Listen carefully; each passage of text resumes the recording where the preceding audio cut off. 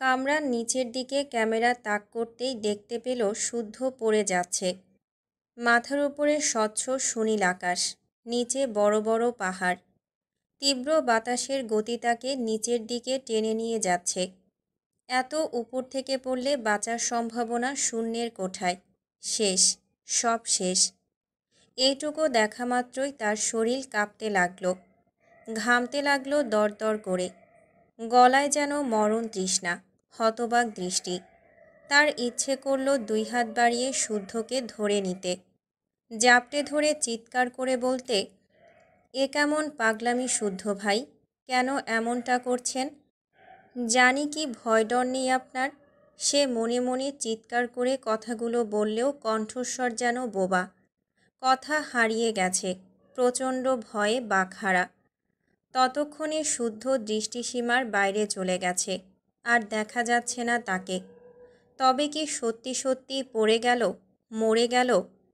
শীতল আর ভাবার সাহস করল না, শুধু অসহায় সুরে ডেকে উঠল, শুদ্ধ ভাই, কে আছো, ওকে বাঁচাও।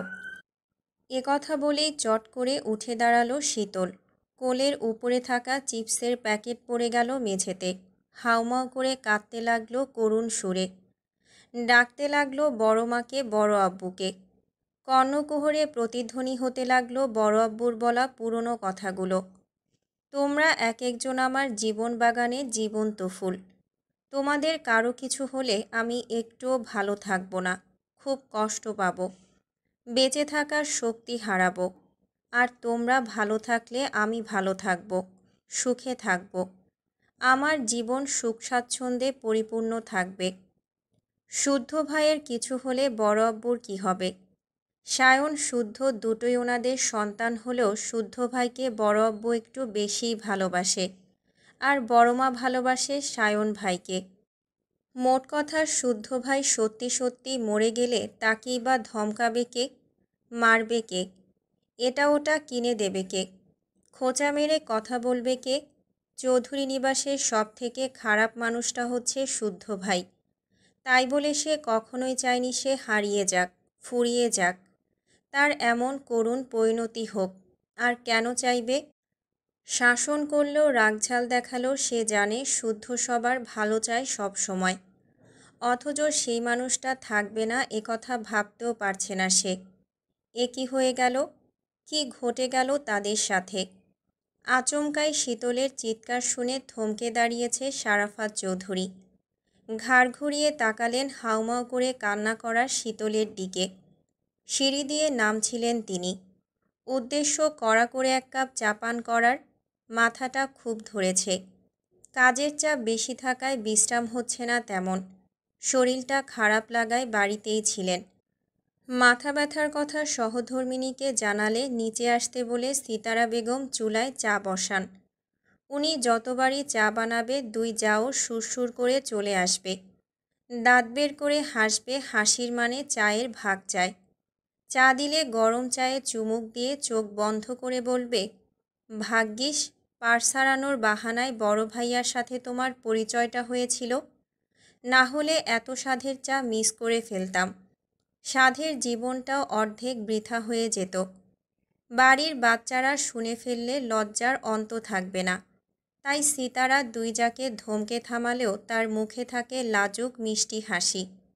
ওনাকে লজ্জা পেতে দেখে হেসে ওঠে সিরাতার সিমিন। কথায় কথায় খোঁচাতে থাকে গম্ভীর সারাফাত চৌধুরীকে প্রেমরোগের রোগী বানানোর অপরাধী হিসেবে। এই মুহূর্তে সিতারার পাশে দাঁড়িয়ে সিমিন চিংড়ি মাছ কাটছেন। বাড়ির ছেলেমেয়েগুলো ওনার হাতের চিংড়ির মালাইকারি পছন্দ করে। সায়ন তো একাই খাবে ৩-৪ পিস। খেতে খেতে বলবে, ও ছোট আম্মু, স্বর্ণের বরের দেখি সোনা বাঁধানো কপাল, শাশুড়ির হাতের অমৃত খাবার ফ্রিতে খেতে পারবে। একথা শুনে শীতল স্বর্ণের দিকে একবার তাকিয়ে গাল ভর্তি হেসে জবাব দেবে, শুধু আপুর না ভাইয়া, আমার বরেরও। কথাটা সায়নের খুব একটা পছন্দ হবে না। সে খাওয়া থামিয়ে সিরিয়াস কণ্ঠে প্রতিবাদ করবে, চিংড়ি ইলিশে তোর বরের অ্যালার্জি আছে, সে এসব খেতে পারবে না, আর খেলেও আমার ভাগে কম পড়বে, তাই সাধাসাধি করব না। তুমি কি করে জানলে আমার বরের অ্যালার্জি আছে? জানি, সব জানি। কিভাবে জানো শুনি? শুধু আমি না, শুদ্ধও জানে। জিজ্ঞাসা কর ওকে। শুদ্ধ ভাই আপনিও জানেন? হুম। বলুন না সেই সৌভাগ্যবানকে। তুইও চিনিস তাকে? চিনি। চেনা জানার মধ্যে? হুম। আমাদের পাড়ার কেউ? হুম। কে সে? প্লিজ বলুন না, বলুন। পাড়ার মোড়ের গাবু পাগলা। একথা শুনে শীতলের মুখের হাসি মিলিয়ে যাবে। অভিমান এসে জড়ো হবে তার ডাগর ডাগর চোখের পাতায়। মুখ দিয়ে সব সময় লালা ঝরে এমন ছেলেকে বিয়ে করবে না। গাবু তার বর হতেই পারে না। অতপর সে সায়ন শুদ্ধর নামে নালিশ জানাবে সারাফাত চৌধুরীকে। খেতে বসে ছেলে মেয়েদের ঝগড়া দেখে হাসবে সকলে। বলা বাহুল্য শুদ্ধ খায় অল্প অল্প। সব কিছুতেই খুঁতখুঁতে স্বভাব ছোটবেলা থেকে। কোনো খাবার সে গপ গপ করে খায় না। যা খাবে সীমিত পরিমাণে। পাতেও তুলবে পরিমাণ মতোই। এই ব্যাপারটা ওনার ভালো লাগে, মুগ্ধও করে। তার ভাষ্যমতে থাকলেই খেতে হবে কিংবা নষ্ট করতে হবে এমনটা তো নয়। খাবারের মর্ম বোঝা উচিত। মোট কথা সেও চিংড়ি খায়, তবে একটাই সমস্যা, অ্যালার্জি। অগত্যা এক টেবিলে বসে সবাই খেলেও সে ছুঁয়ে দেখে না। ব্যাপারটা ভাবলে খারাপ লাগলেও কিছুই করার নেই। এসব পূর্বের কথাগুলো স্মরণ করে সিমিন মনে মনে হাসছিল। দোয়া করছিল পুরো পরিবারটা যেন আজীবন সুখে ভরা থাকে। তখন সিরাত ফোনে কথা বলতে বলতে রান্নাঘরের দিকে এলেন। ওনার মা আগের তুলনায় এখন সুস্থ আছেন, এজন্য তার মুখে হাসি ফুটেছে। কদিন পর মেজোজাকে হাসতে দেখে খুশি হলো দুই যা। সিরাত কথা বলে ফোনটা রেখে সিতারাকে বলল, ভাবি, সামনেই তো রোজার মাস। রোজার আগে কোথাও থেকে ঘুরে এলে কেমন হয়? কোথায় যাবি? কাছে কোলেই কোথাও যাই, অথবা চলো পিকনিক করি। বাচ্চাগুলো খুশি হবে। আচ্ছা, শুদ্ধ ফিরবে কবে? দুদিন ধরে তো ফোনেই পাচ্ছি না। এত কিসের কাজ আল্লাহই জানে। বিয়ে দিয়ে দাও। বউয়ের টানে বাইরে থাকার কথা মাথায় আনবে না। রাজি হলে দিয়েই দিতাম, কিন্তু দুই বজ্জাতের এক বজ্জাত বিয়েতে রাজি না। তাদের নাকি সময়ই নেই। একথা বলতে না বলতেই শীতলের চিৎকার শোনা গেল। চুলা অফ করে কোনো মতে ছুটে গেলেন তিন যা। গিয়ে দেখেন শীতল ফোনের দিকে তাকিয়ে হাউমাউ করে কাঁপছে থরথর করে। শুদ্ধ ভাই করে ডেকে চোখ বড় বড় করে তাকিয়ে আছে ফোনের দিকে। ততক্ষণে তার চিৎকার শুনে বাকিরাও ছুটে এসেছে। জিজ্ঞাসা করছে কি হয়েছে, কি দেখে ভয় পেয়েছে, আর শুদ্ধর নাম ধরে চিৎকার করলো কেন? শুদ্ধ কি ঠিক আছে? শীতল ধপ করে বসে পড়ল। তার শরীরে শক্তি যেন কেউ শুষে নিয়েছে। তবুও ঢোক গিলে ছলছল চোখে বড়মার উদ্দেশ্যে বলল, শুদ্ধ ভাই জেট থেকে লাফ দিয়েছে বড়মা। নিচে অনেক বড় বড় পাহাড়। বলিস কি? তুই কি করে জানলি? ভিডিও কলে দেখলাম। কই দেখি, আমাকেও দেখা। কল ঢুকছে না। এ কথা বলে ঠোঁট ভেঙে কেঁদে ফেলল শীতল। রীতিমতো ফোপাচ্ছে। সারাফাত চৌধুরীও ততক্ষণে ছুটে এসেছেন। বসেছেন শীতলের পাশে। হাত বাড়িয়ে পানির গ্লাস নিয়ে খাওয়ার ইশারা করে শান্ত হতে বললেন। পানি খেয়ে সে গটগট করে বলল কি কি দেখেছে। শীতলের কথা শুনে সবাই চিন্তায় পড়ে গেলেন। নিজেরাও যোগাযোগ করার চেষ্টা করে ব্যর্থ হলো। শীতল তখন ফোপাতে ফোপাতে বলল, বড় আব্বু, শুদ্ধ ভাই বোধহয় রাগ করে সিদ্ধান্তটা নিয়েছে। তাছাড়া কেন জেট থেকে লাফ মেরে মরতে চাইবে বলো? রাগ? কিসের রাগ? ভাইয়া বিয়ে করার জন্য পাগল হয়ে গেছে। আমাকে ফোনটা দিয়েছে বিয়ের কাজ কতদূর এগোলো জানার জন্য। দিনে দুইবার আমাকে শুধায় বিয়ের কাজ কতদূর এগোলো।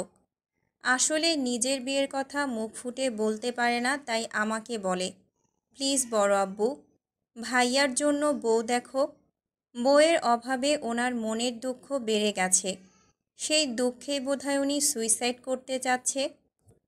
শীতলের কথা শুনে সিতারা আঁতকে উঠলেন। শীতলের থেকে ফোনটা নিয়ে নিজেই কল দিলেন শুদ্ধর নাম্বারে। না, পেলেন না। সিতারার চিন্তিত মুখ দেখে শীতল পুনরায় বলল, বড় মা, শুদ্ধ ভাইকে বিয়ে দিচ্ছ না বলেই সে এমন কাণ্ড ঘটিয়েছে। তোমরা আমার কথা শোনো, আমি এক ফোঁটাও মিথ্যে কথা বলছি না। তুই বলিস সে বিয়ের জন্য পাগল, অথচ আমি জিজ্ঞাসা করলে তেলে বেগুনে জ্বলে ওঠে, লজ্জা পায়। এমনকি আমাকে কি বলেছে জানো? বলেছে জোর করে বিয়ে করিয়ে দিতে, নয়তো অঘটন ঘটিয়ে ফেলবে। কতবার যে বললাম মেয়ে দেখে বিয়ে করিয়ে দাও, কেউ তো শুনলে না। বিয়ের শোকেই ভাইয়া পৃথিবীকে বাই বাই করে দিল বোধহয়। এবার শীতল ফুপিয়ে ফুপিয়ে কাঁদতে লাগলো। এইটুকু সময়ে চোখ মুখ লাল করে ফেলেছে, হেঁচকি উঠেছে। এবার শারাফাত চৌধুরী শীতলের মাথায় হাত রেখে বললেন, কিচ্ছু হবে না মা, ভয় পেও না। শুদ্ধ এর আগেও স্কাই ডাইভিং করেছে।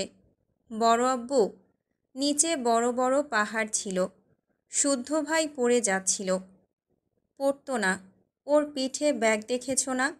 ওটাতে প্যারাসুট আছে। সময় মতো ব্যাগের চেন খুলে দিলেই আর পড়বে না, বাতাসে ভাসতে থাকবে। একথা শুনে শীতল বিস্ময় নিয়ে তাকিয়ে রইল। রিস্ক নিয়ে এসব করার কি দরকার? সে চোখ মুছল। এই সামান্য ব্যাপার না বুঝে বোকার মতো কেঁদে ফেলল। ছি ছি। তখন তার মাথায় খেলে গেল একটা মেয়েকেও লাফ মারতে দেখেছে। এদের কত সাহস, অথচ উঁচু ভবন থেকে নিচে তাকালেই তার বুকের ভেতরটা ধড়ফড় করে, দম আটকে আসে। তার কান্না থেমেছে দেখে আর দাঁড়ালো না সে। নিজের রুমে গিয়ে দরজা আটকে শুদ্ধকে মেসেজ করল, মেয়েদের সাথে ওড়াউড়ি হয়ে গেলে কল দেবেন, জরুরি কথা আছে।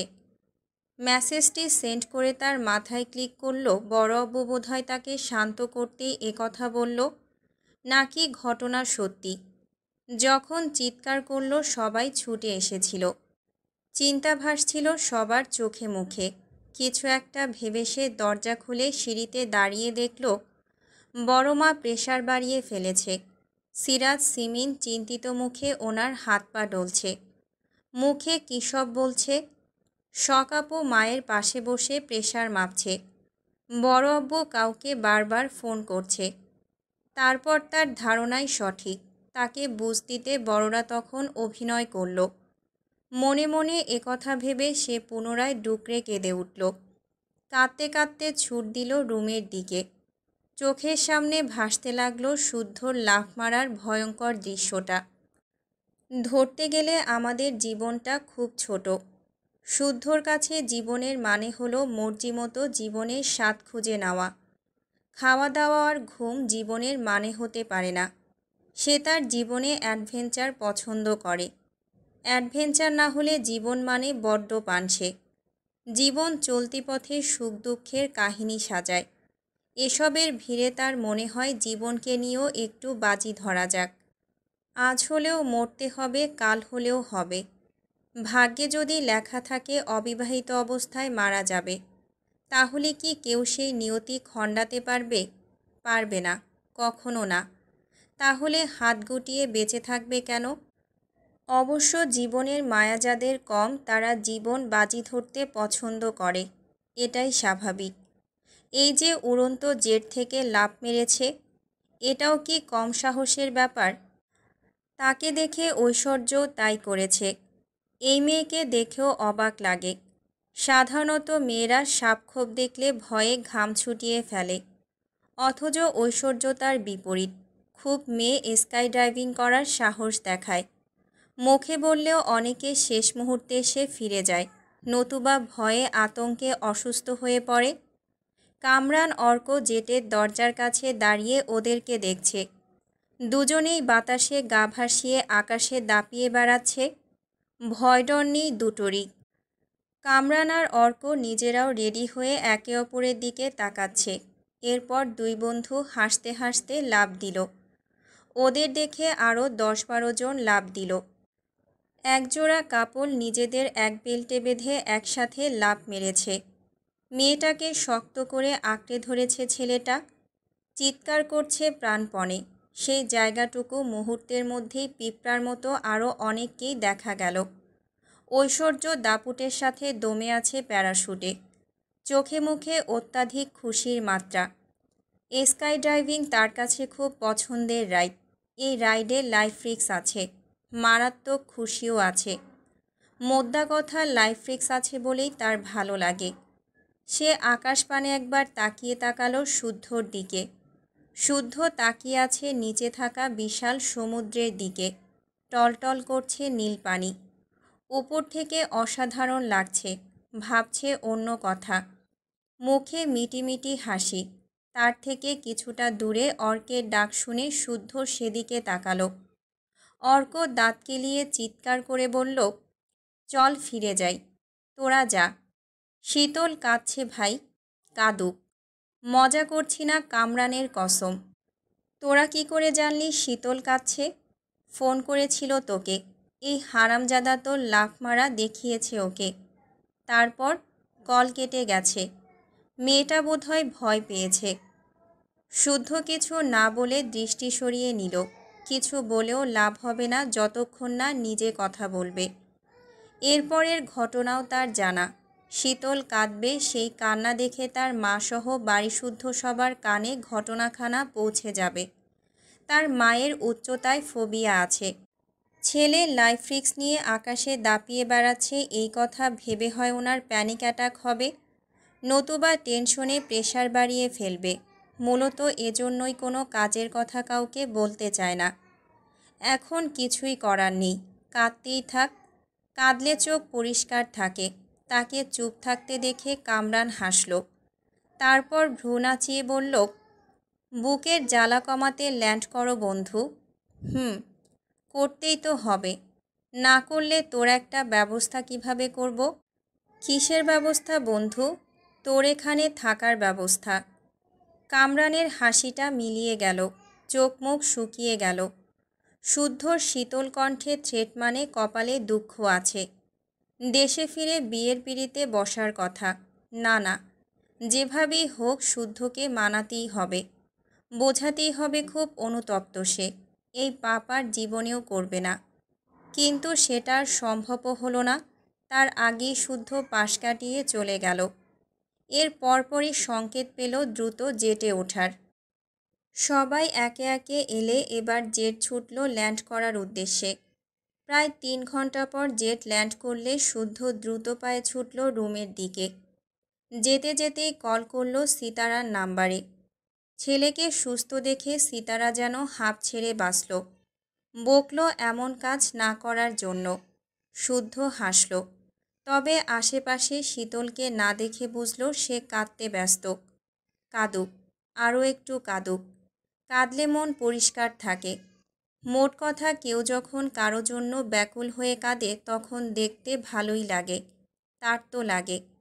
মহারানী আর ঘণ্টাখানিক কাঁদুক। সে এখন ফ্রেশ হয়ে খেয়ে তারপর না হয় কল ব্যাক করবে। এই নিয়ে 11 বার কল দিয়ে ভ্রুজোড়া কুঁচকে নিল আহানাব।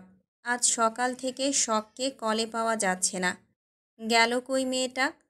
সকাল থেকে মিষ্টি কণ্ঠটা শুনতে পায়নি। বুকের ভেতর খা খা করছে, অসহ্য লাগছে। সকালের শুরুটা এত জঘন্য কাটল, দিনটা কি হবে কে জানে। দিনগুলো বড্ড বেশি বেইমানি শুরু করেছে, কাটতেই চায় না। কবে যে বছর কাটবে, কবে শখকে বউ করে ঘরে তুলবে, কবে বাহুডোরে জাপটে ধরে বুকের জ্বালা কমাবে, এসব কবে হবে? কবে কবে কবে? সে দেশ ছেড়েছে কয়েক সপ্তাহ হয়েছে। শখ এয়ারপোর্টে এসেছিল তার সাথে দেখা করতে। যদিও এতটা কল্পনা করেনি সে, কিন্তু শখের এই ছোট্ট কাজে ভীষণ খুশি হয়েছিল। বড়রা না থাকলে জোর করে হলেও একটু জড়িয়ে ধরত, কিন্তু সায়ন থাকায় সেই সাহস করেনি। অপেক্ষার ফল সুমিষ্ট হয়, সে সুমিষ্ট ফল পেতেই অপেক্ষা করছে। এসব ভেবে সে রান্না শেষ করে ফ্রেশ হতে গেল। একটু পরে অফিসে যেতে হবে। এদেশে নিজের কাজ নিজেকেই করতে হয়, তাই সব কাজ তারই করা লাগে। যদিও কাজ করতে মন্দ লাগে না, তবে কাজের ফাঁকে গল্প করার একটা মানুষ থাকলে বেশ হতো। সেই মানুষটা যদি শখ হতো তাহলে তো কথাই নেই। আহানা ফ্রেশ হয়ে মাথা মুছতে মুছতে ফোন হাতে নিতেই দেখে শখের মেসেজ এসেছে। ল্যাবে আছি, স্যার আছে পাশে, চিন্তা করবেন না, আমি ঠিক আছি। এই ছোট্ট একটা মেসেজে তার বুকে শীতলতা নামল। কিছুটা চিন্তামুক্ত হলো। সেও ছোট্ট একটা মেসেজ সেন্ড করে রাখল। ভীষণ ভালোবাসি শখ পাখি। মেসেজটা দেখে শখ মুখ টিপে লাজুক হাসল। সারাদিনে ৫-৭ বার শুনতে হয় এই ম্যাজিক্যাল বাক্যটা। শোনার অপেক্ষা করে সে, কারণ আহনাফের কণ্ঠে আদরে সুরে বলা বাক্যটা শুনলে তার মন ভরে যায়। একদল খুশি বুক পাজরে ডানা ঝাপটাতে থাকে।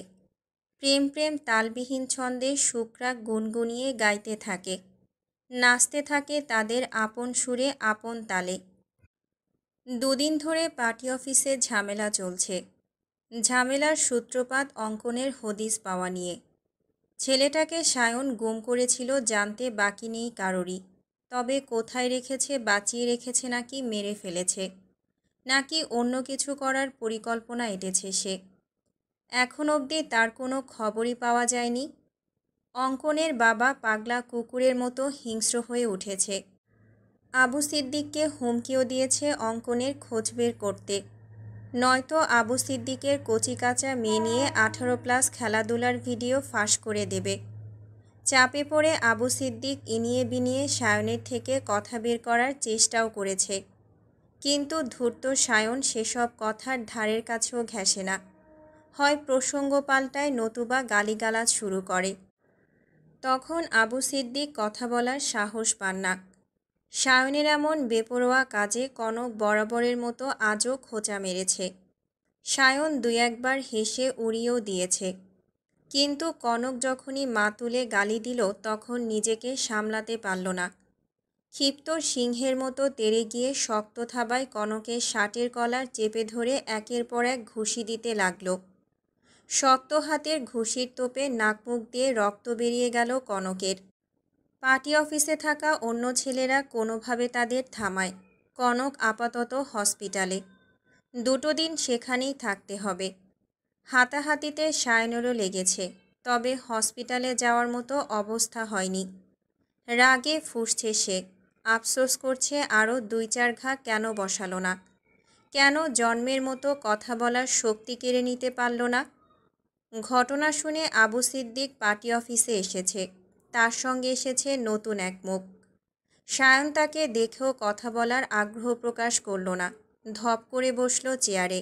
তারপর টি-শার্ট পেছনে ঠেলে সিদ্দিকের উদ্দেশ্যে বলল, আজ থেকে আপনার দল আপনি সামলান।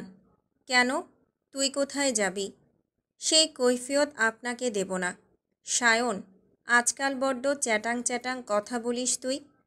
কার সাথে কথা বলছিস ভুলে যাস না। ভুলিনি এখনও। ভুললে সশরীরে বসে থাকার শক্তি পেতেন না। 3 রাস্তার মোড়ে পার্টি অফিস বানাচ্ছিস শুনলাম। কি এমন হলো যে নতুন করে পার্টি অফিসের দরকার পড়ল তোর? কেন? এর উত্তর আপনি ভালো করেই জানেন সিদ্দিক ভাই। তাও যখন আমার মুখ থেকে শুনতে চাচ্ছেন তাই বলছি। আমি আর আপনার দলে থাকব না, না মানে না। আর না আপনার হয়ে কাজ করব। এবার থেকে আমার দলের লিডার আমিই হব। আখের গুছিয়ে নিয়ে এখন আমাকেই বুড়ো আঙুল দেখাচ্ছিস, তা পারবি তো টিকতে? সায়নের আখের ঠাকের প্রয়োজন পড়েনি, পড়বেও না।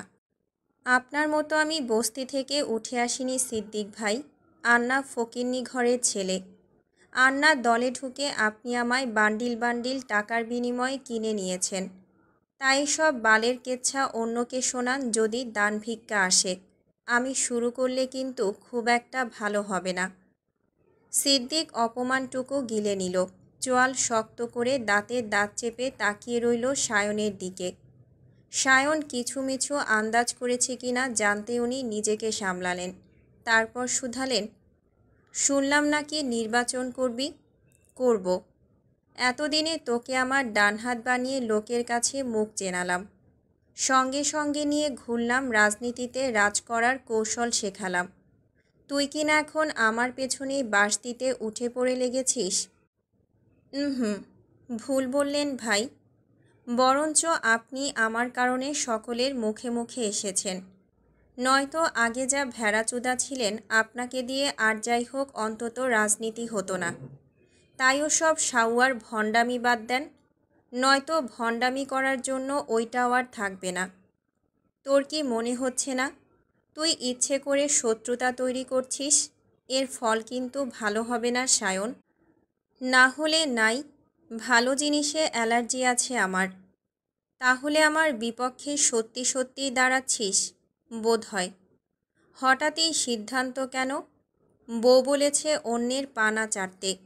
সে আবার চাটাচাটি একদমই পছন্দ করে না। তার কথা মাথায় রেখে সিদ্ধান্ত নিলাম, বাঁচতে হলে বীরের মতো করে বাঁচব, নয়তো প্রাণের মায়া ছেড়ে দেহ মাটিতে লুটাবো। এ কথা বলে সায়ন উঠে দাঁড়ালো। তার বরাদ্দকৃত রুমে তার প্রয়োজনীয় জিনিসগুলো নিয়ে হাঁটা ধরল ৩ রাস্তার মোড়ের দিকে। তাকে যেতে দেখে দাঁড়িয়ে থাকা গুটি ৩০-এক ছেলেও সিদ্দিকের দিকে তাকিয়ে হাঁটা ধরল। আজ থেকে তাদের দল আলাদা, পার্টি আলাদা, লিডার আলাদা। আজ থেকে তারা শাহরিয়ার ভাইয়ের লোক। মোট কথা তারা এতদিন সিদ্দিকের সঙ্গে ছিল সায়নের কথায়। সিদ্দিক যদি শাহরিয়ার ভাইয়ের ছোট বোনকে কিডন্যাপ করার ব্যাপারে সঙ্গ না দিত, তাহলে তারাও দল ছাড়ত না। আর না এতদিনের গড়া অবস্থান শাহরিয়ার ভাই এভাবে পায়ের তলায় পিষে চলে যেত। শুদ্ধ রুমে ফিরে ফ্রেশ হয়ে বের হতেই দেখে ফোনের আলো জ্বলছে। ফোনের ডিসপ্লেতে ভাসছে চেনা জানা নাম ব্যাঙাচি। সে গায়ে টি শার্ট জড়িয়ে কলটা রিসিভ করতেই দেখতে পেল শীতলের মুখ। কেঁদে কেটে চোখ মুখ মালপোয়ার মতো ফুলিয়ে রেখেছে। নাক টিয়া পাখির মতো লাল, তবে টিয়ার নাক টিকালো আর শীতলের নাক বোচা। একথা ভেবে তার ঠোঁটে হাসি খেলে গেল। তাকে হাসতে দেখে শীতলের চোখ জোড়া জলে ভরে উঠল। নিচের ঠোঁট কামড়ে কোনো মতে কান্না আটকিয়ে ফোপাতে ফোপাতে শুধালো, আপনি মারা গেলেন কিভাবে? অবান্তর প্রশ্ন শুনে শুদ্ধ মাথা মুছতে মুছতে তেড়াভাবে জবাব দিল, প্রেমসাগরে ডুব দিয়ে। ডুববি? আয়। বড় মাকে কল করে ঠিকই তো কথা বললেন, অথচ আমাকে একটা কল দিলে কি এমন হতো? তোকে কেন দেব? তুই কি আমার বউ যে কাজ থেকে ফেরা মাত্রই তোকে কল করব? বউ হলেই কল দেওয়া যায়, অন্য কেউ হলে দেওয়া যায় না? না, যায় না। কেন যায় না? জানি না। তবে এক্সপেরিমেন্ট করতে চাইলে আমার বউ হয়ে যা, দেখবি সব খবরাখবর তোকেই আগে জানাবো। আপনার জন্য একটা সারপ্রাইজ আছে শুদ্ধ ভাই। রাখ তোর সারপ্রাইজ। তুই আবার আমার রুমে ঢুকেছিস। সুন্দর করে বললে ভালো লাগে না? শুনতে ইচ্ছে করে না, তাই না? ফিরতে দে আমায়। আপনার রুম সাউন্ড প্রুফ, তাই এসেছি। স্পেশাল সারপ্রাইজ দিতে সাউন্ড প্রুফ রুম লাগতো। এ কথা শুনে শুদ্ধ ভ্রুকুচকে তাকালো, বোঝার চেষ্টা করলো এর মাথায় কি ঘুরছে। তার কুচকানো ভ্রু দেখে শীতল হাসল। তারপর ব্যাক ক্যামেরা অন করে মেঝেতে পড়ে থাকা কাচের ভাঙা পারফিউমের বোতলগুলো দেখিয়ে বলল, আপনার জন্য কেঁদেছি আমি। চিন্তা করেছি রুমে ফিরেও কত কল দিয়েছি, অথচ আপনি ইচ্ছে করে আমার কল ধরেননি। কেন ধরেননি? না ধরার কারণে একটা একটা করে আছাড় মেরে আপনার প্রতিটা পারফিউমের বোতল ভেঙেছি। শুদ্ধ দেখল সত্যি সত্যি তার শখের পারফিউমগুলো মেঝেতে লুটোপুটি খাচ্ছে। কাঁচ ছড়িয়ে ছিটিয়ে আছে বিছানা চাদর বিন ব্যাগের উপর। সিলিং ফ্যানের বাতাসে বালিশের তুলো উঠছে। এক কথায় রুমের অবস্থা দেখে মনে হচ্ছে ঘূর্ণিঝড় বয়ে গেছে। ভীষণ শখের জিনিসপত্রের এই অবস্থা দেখে সে চেঁচিয়ে উঠল, শীতলের বাচ্চা, রুমের কি অবস্থা করেছিস? এসব ঠিক করতে টাকা কি তোর বাপ দেবে? আমার বাপ কেন দেবে? দেবে না তো কোন হুঁশে এসব করেছিস বেয়াদব? বেশ করেছি, আরও করব। কেন করবি? তোর বাপ কি সজ্ঞানে তোকে আমার হাতে তুলে দিয়েছে যে আমি বইয়ের ভুলকে ফুল মনে করব? তুলে দিলে মেনে নিতেন? নিতাম। ওকে ডান, ফিরে আসুন। ফিরলে কি হবে? বাবাকে বলবো আমাকে আপনার হাতে তুলে দিতে। তারপর আমিও দেখব আপনি কতটা কি মেনে নিতে পারেন। পরশু রাতের ফ্লাইটেই ফিরছি আমি, রেডি থাক। কথা শুনে রাগে বোম হয়ে থাকা শীতলও একরোখা কণ্ঠে জবাব দিল, ঠিক আছে। কল কেটে রুমের অবস্থা দেখে ঢোক গিলল শীতল। এখন কি হবে? কে পরিষ্কার করবে এসব? রাগের মাথায় মাথা কাজ করছিল না। বিশুদ্ধ পুরুষকে না পেয়ে রাগ তুলেছে তার জিনিসপত্রের উপর। এখন খারাপ লাগছে খুব। বেশি খারাপ লাগছে নামি দামি পারফিউমের কাচের বোতলগুলোর জন্য। আহারে, কাজটা করা ঠিক হয়নি। অন্য সময় এসে সে নিজেও ব্যবহার করত, ঘেটে ঘুটে দেখত। রাগের সময় কেন যে মাথা ঠিক থাকে না। কিন্তু এখন কি করবে? বাড়ির কেউ যদি জানে এসবের পেছনে সে দায়ী, তাহলে সবার আগে নিজ শক্তিতে জ্বলে উঠবে তার মা। না, মার খাওয়া যাবে না। এমন কিছু করতে হবে যেন তার ঘাড়ে দোষ না পড়ে। শুদ্ধ ভাইও থ্রেট দিল 1 ঘন্টার মধ্যে রুম পরিষ্কার করতে, না হলে তার খবর আছে। যদিও এসব ফাঁকা বুলিতে খুব একটা ভয় পায় না সে, কিন্তু শুদ্ধ ভাই জানিয়েছে সিগারেট খাওয়া ছবিটা উনি সবার আগে দেখাবে সারাফাত চৌধুরীকে। উনি এই বাড়িতে শীতলের সবচেয়ে বড় প্রশ্রয়দাতা। কথা শুনে শীতল চুপসে গেছে। সে জানে বড় আব্বু ছবিটা দেখলে খুব কষ্ট পাবে, তাই শুদ্ধর শর্ত অনুযায়ী সে রুম ঠিকঠাক করার দায়িত্ব নিয়েছে। অপরাধ যখন করেছে শাস্তিও মাথা পেতেই নিতে হবে। এসব ভেবে আর সময় নষ্ট করল না শীতল।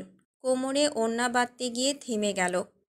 রুমে তো কেউ নেই, তাই ওড়নাটা চেয়ারের উপর রেখে রুম পরিষ্কারের কাজে লেগে গেল। তবে তার মুখ বন্ধ থাকল না। শুদ্ধকে সে গালাগাল দিতে দিতে কাজ পরিষ্কার করল। শুদ্ধ তার করা কাহিনী দেখে ল্যাপটপ থেকে দৃষ্টি সরিয়ে উঠে রুমের বাইরে গেল। প্রচণ্ড ক্ষুধা লাগায় গেল খাবার খেতে। অর্ক, কামরান, হাসান, স্যান্ডিও এসে বসেছে কেবল। শুদ্ধ চেয়ার টেনে হাসানের পাশে বসল। গল্পে গল্পে একে একে সবাই খাবার নিয়ে খেতেও আরম্ভ করল। কি একটা ব্যাপারে অর্ককে পচিয়ে বাকিরা সবাই হাসছে। শুদ্ধ খেয়াল করল হাসান থমথমে মুখে বসে আছে। মুখে বিষণ্ণতার ছাপ স্পষ্ট। খাওয়াতে আগ্রহ নেই, খাবার নাড়াচাড়া করছে শুধু। তাছাড়া এসে অবধি খেয়াল করেছে হাসান কেমন থমথম মুখে আছে। কথা বলছে খুব কম, হাসছে যেন জোরপূর্বক। কোনো সমস্যায় না পড়লে এমনটা করার কথা তো না। এতক্ষণ কিছু না বললেও সে এবার সরাসরি হাসানের উদ্দেশ্যে প্রশ্ন ছুড়ল, কি হয়েছে তোর? কোনো সমস্যা? হাসান ঘাড় ঘুরিয়ে শুদ্ধর দিকে তাকালো, শুনল। এরপর জবাব দেওয়ার আগে কামরান বলল, সমস্যা মানে? বিরাট সমস্যায় পড়েছে বেডায়। কি সমস্যা সেটাই তো জানতে চাচ্ছি। প্রথম সমস্যা, ওর বউ ওরে কাছে ঘেঁষতে দেয় না। দ্বিতীয় সমস্যা, ওর বউ মুক্তি চায়। শুদ্ধ ভ্রুকুচকে হাসানকে বলল, মুক্তি বলতে? তালাক। কেন? আমাকে নাকি পছন্দ না? পছন্দ না তো কবুল বলেছিল কেন? সেটাই তো কথা। এখন সে আমাকে সহ্য করতে পারে না। কাছে গেলে চিৎকার চেঁচামেচি করে। বাসায় বাবা মা ছোট ভাই বোন আছে, কিছু বলতেও পারি না। আবার তার ইগনোর করার ব্যাপারটা সইতেও পারি না। কাছে গেলেই চেঁচিয়ে বাড়ি শুদ্ধ সবাইকে জানায়। লুচ্চা লম্পট কিছু বলতে বাদ রাখে না। বারবার একই ঘটনা ঘটায়। এখন লজ্জায় আমি আর কাছে যাই না। এখন তার একটাই কথা, সে মুক্তি চায়। দিয়ে দে। আমি তো মুক্তি দেওয়ার জন্য কবুল বলিনি ভাই। স্বল্প পরিচিত হলেও কিভাবে যেন ভালোবেসে ফেলেছি। ওকে ছাড়তে পারবো না আমি, আর ছাড়লে হয়তো আমি বাঁচবই না। কথা শুনে অর্ক একটা গালি দিয়ে চোখ মুখ খিচিয়ে বলল, তাহলে বইয়ের ঝাল সহ্য কর শালা। বিয়ে করেছ প্রায় 3.5 মাস হয়ে গেছে, অথচ বাসর সারতে পারোনি। এই আবার নিজেকে পুরুষ দাবি করো? এবার মুখ খুলল শুদ্ধ, ফিসলে হাসল। তারপর হাসানকে দারুণ একটা বুদ্ধি দিল। বুদ্ধিটা বোধহয় হাসানের পছন্দও হলো। সে সম্মতিসূচক মাথা নাড়িয়ে মৃদু হাসল। শুদ্ধর খাওয়া ততক্ষণে শেষ। সে চেয়ার ছেড়ে বেসিনে হাত ধুতে গেলে কামরান চেঁচিয়ে বলল, এই শালা, কি বুদ্ধি দিলি তুই ওকে? হাসান, ভুলেও একাজ করিস না ভাই, তোর আদ্রবা সংসার পুরোপুরি ডুববে, সঙ্গে বউটাকেও মারবি তুই।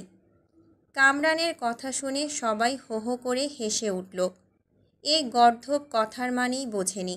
সবাই হাসছে দেখে রেগে গেল কামরান। সে প্রতিবাদী সুরে কিছু বলার আগে শুদ্ধ পুনরায় বলল, বউকে মারা প্রতিটা স্বামীর স্বামীগত অধিকার, সেই সূত্রে ওর বউকেও মারবে, তাতে তোর বউয়ের কি? একথা বলতে পারলি শুদ্ধ? এটা তোর থেকে আশা করিনি। না করলে নাই, তবে স্বামী বউকে না মারলে কাকে মারবে? মারবে কেন? সময় দেওয়া যায় না? কিসের সময়? বউ কি সাজিয়ে রাখার জিনিস যে সাজিয়ে রাখবে? স্বামীর দেওয়া হাজার হাজার টাকার গিফট নিতে পারবে, হিহি করতে করতে তার দেওয়া শাড়ি গয়না গায়ে জড়াতে পারবে, অথচ স্বামী কাছে গেলেই হাজারটা বাহানা, মামার বাড়ির আবদার। শুদ্ধ থামতেই কামরান ফুঁসে উঠল। সে পুনরায় কিছু বলার আগেই অর্ক তার বাহুতে ঘুষি মেরে বলল, শালা বেরসিক, এই মারা সেই মারা না, আদরের সাগরে ডুব মারার কথা বলছে শুদ্ধ। শালা ছাগল ছাগলই থেকে গেলি। ওহরে, আগে বলবি না? কামরানের কথায় শুদ্ধ আর আপাতত কথা বাড়ালো না, শুধু হাসানের দিকে একবার তাকিয়ে যেতে যেতে বলল, কিছু কিছু ক্ষেত্রে দুজনের মুডের অপেক্ষা করার প্রয়োজন পড়ে না। বউয়ের কাছে এমন মুডে যাওয়া উচিত যাতে একজনের উন্মাদনায় আরেকজন উন্মাদ হতে বাধ্য হয়। একথা বলে শুদ্ধ চুলে ব্যাকব্রাশ করতে করতে স্থান ত্যাগ করল। তাকে যেতে দেখে কামরান কপাল চাপড়ে বলল, এই শালা প্রচুর অশ্লীল, ওর বউটাকে বাঁচতে দিলে হয়। তোরা আমার কথা মিলিয়ে নিস, ওর বউ টিকবে না, দেখবি বিয়ের পরদিনই ওর বউ পালাবে। একথা শুনে আরেক দফা হাসির রোল পড়ল। শুদ্ধ রুমে এসে ল্যাপটপ অন করে দেখে শীতল এখনও রুম পরিষ্কার করছে। রুম একদম আগের মতো ঝকঝকে তকতকে। ভালোই খাটুনি হয়েছে, ওর বেহাল দশা দেখেই বোঝা যাচ্ছে। সে ফোন হাতে নিয়ে কল দিল। শীতল বিছানা টান টান করে নিচে নামতেই ফোনের রিংটোন বেজে উঠল। কোমরখানা অবশ, হাঁপিয়ে উঠেছে। সে এদিক ওদিক দৃষ্টি বুলিয়ে দেখল সব কিছু ঠিকঠাক। তখন ফোনের রিংটোন বেজে উঠল। মুখে বিরক্তিকর শব্দ করে ফোন হাতে নিয়ে দেখল অপ্রিয় মানুষটার নাম। মুখ থমথমে করে কল রিসিভ করল সে। তারপর বলল, শুদ্ধ ভাই, টাকা দেন। কিসের টাকা? পরশুদিন না আমাদের বিয়ে, তাতে কি? বিয়ের শাড়ি কিনতে হবে না? শাড়ি পরেই বিয়ে করতে হবে কোথায় লেখা আছে? সবাই শাড়ি পরে, তুই লুঙ্গি আর ফতুয়া পরবি। পরা বলে কথা, কি পরলি ওটা তো মেইন ফ্যাক্ট না। শুধু শুধু কথা পেঁচাবেন না বলে দিলাম। সায়েন্টিস্টকে বিয়ে করছি কি এমনি এমনি? টাকা দেন, নয়তো বিয়ে ক্যান্সেল। কত দিতে হবে? আপাতত 10 দেন। 10 মানে? 10 টাকায় শাড়ি হবে? 10 টাকা না 10 লাখ। কি? থাক, করব না বিয়ে। লাগবে না বউ, ক্ষমা দে বইন। এত দামি শাড়ি পরা বউ রাখার জায়গা নেই আমার রুমে। সিঙ্গেল আসি, সিঙ্গেলই মরব। সত্যি দেবেন না? না। তাহলে বিয়েও করব না। করিস না, তোকে বিয়ে করার জন্য মরে যাচ্ছি না। তাই না? ঠিক আছে, বিয়ে ক্যান্সেল। যে পুরুষ বউকে শাড়ি কিনে দিতে পারে না তাকে বিয়ে করার মানেই হয় না। যে মেয়ে বিয়ের আগে হবু বরের থেকে 10 লাখ টাকার শাড়ি চেয়ে হার্ট অ্যাটাক করানোর পায়তারা জুড়ে দেয়, আমিও তাকে বিয়ে করব না। ওকে ক্যান্সেল, ক্যান্সেল। অতপর কল কেটে গেল। কিছুক্ষণ আগে নেওয়ার সিদ্ধান্তটা মাঠেই মারা গেল। এরপর আর কেউ কারো সঙ্গে কথা বলল না। দুদিন পেরিয়ে গেল। দুজনেই দৈনন্দিন কাজে নিজেদের বিজি রাখল। অনলাইনে একে অপরকে অ্যাক্টিভ দেখলেও তবুও তাদের কথা হলো না, মেসেজও হলো না। শুদ্ধর দেশে ফেরার দিন শুদ্ধ ল্যাবে কাজ করার এক ফাঁকে শীতলকে মেসেজ করল, এই মুহূর্তে এয়ারপোর্টে আছি, রেডি থাক, আসছি। মেসেজ পাওয়া মাত্রই শীতল চটজলদি ব্যাগ প্যাক করে শতরূপা চৌধুরীর বাড়িতে যাওয়ার উদ্দেশ্যে রওনা হলো। বাড়ির গাড়িতে বসে যেতে যেতে রিপ্লাই করল, বাড়িতেই আছি, জলদি আসুন। সকল ব্যস্ততা সামলে কেবলই ফ্রি হয়েছে শাহাদাত চৌধুরী। পরনে এখনও সেনাবাহিনীর পোশাক, নেম প্লেটে জ্বলজ্বল করছে ওনার নিকনেম, পোশাকের সঙ্গে মিলিয়ে মাথার ক্যাপ। অন্যান্য সময় মুখভঙ্গিতে কঠোরতা বজায় থাকলেও এখন ঠোঁটে এঁটে আছে মুচকি হাসি, কারণ উনি ফোনে কথা বলছে দুই মেয়ে ও সহধর্মিণীর সঙ্গে। একে একে নিচ্ছে বাড়ির সব সদস্যদের খোঁজ। স্বর্ণ শীতল বাবার সাথে কথা বলে চলে গেল। তারা এখন বড় হয়েছে, অনেক কিছুই বুঝতে শিখেছে। বাবা মার পার্সোনাল কথা থাকতে পারে ভেবে একটু স্পেস দিল আর কি। মেয়েরা চলে যাওয়া মাত্রই শাহাদাত চৌধুরী সিমিনকে অপলক দেখে বললেন, রাতে ঘুম হচ্ছে না নাকি? ঠিকঠাক হচ্ছে তো। তুমি বরাবরই মিথ্যে বলায় কাঁচা সিমিন, কি হয়েছে বলো আমায়। মেয়ে দুটোকে নিয়ে খুব চিন্তা হয়, ছোটটা একটা কথাও শোনে না। এত বড় বিপদ থেকে বেঁচে ফিরল অথচ মনে ভয় ডর কিচ্ছু নেই। আগে যেমন সারা বাড়ি নেচে কুদে বেড়াতো, এখনও তাই। মেয়ে বড় হচ্ছে, কিছু বলতে তো পারো। ছোট মানুষ কি বলবো, ঠিক হয়ে যাবে। এ কথা শুনে সিমিন মুখ ঘুরিয়ে অন্যদিকে তাকালেন। অশ্রু লুকানোর বৃথা চেষ্টা আর কি। শাহাদাত চৌধুরী বুঝলেন অন্য কিছু ঘটেছে, নয়তো সামান্য ব্যাপারে কান্নাকাটি করার মতো মেয়ে তো সিমিন নয়। উনি এবার হেসে বললেন, এখন কি গোলাপ নিয়ে মন ভালো করতে আসবো? স্বামীর কথা শুনে সিমিন উঠে দরজা আটকে দিলেন।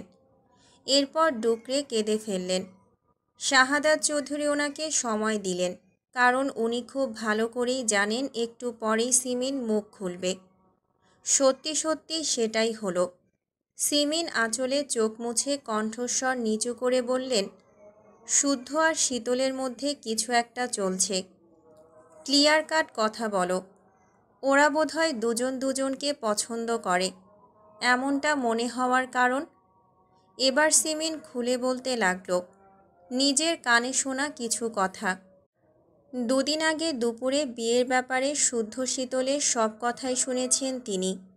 শুদ্ধ আজকের ফ্লাইটে ফিরবে এবং তারা বিয়ে করবে, এ কথাও সুস্পষ্ট। বাড়িতে জানাজানি হলে সবাই কি মেনে নেবে, নাকি এই নিয়ে বিরাট ঝামেলার সম্মুখীন হতে হবে? শীতল না হয় দুরন্ত অবুঝ, কিন্তু শুদ্ধ, সে কিভাবে এ কাজ করতে পারে? তার মতো বিচক্ষণ ছেলের থেকে এসব আশা করা যায় না।